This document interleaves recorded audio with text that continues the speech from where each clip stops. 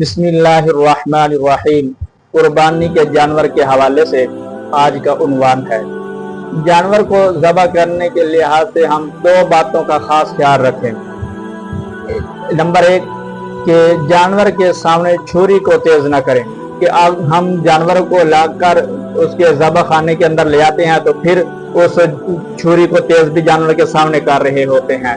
تو دوسری بات کہ جانور کو جانور کے سامنے ذبح نہیں کرنا چاہیے۔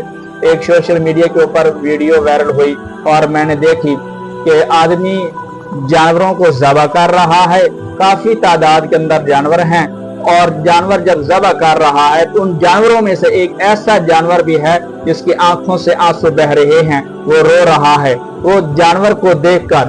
اس لیے آقا علیہ الصلوۃ والسلام نے اس چیز کی تاکید کی ہے کہ جانور کو جانور کے سامنے ذبح نہ کیا جائے۔ کیا ہے کہ ایک جانور کو کسی اوٹ پر یا دیوار کے اوٹ پر یا ایسی جگہ پر ذبح کرے کہ جہاں دوسرے جانوروں کی نگاہ بھی نہ پہنچے، اور جانوروں کو جب دوسرے جانوروں کو لایا جائے ذبح کرنے کے لیے تو پھر کیا کرے کہ اس پہلے والے جانور کا جو خون پڑا ہے اس کو صاف کر لے، پھر دوسرے جانور کو لا کر اس کی جگہ کے اوپر لٹا کر اس جانور کو ذبح کرنا چاہیے۔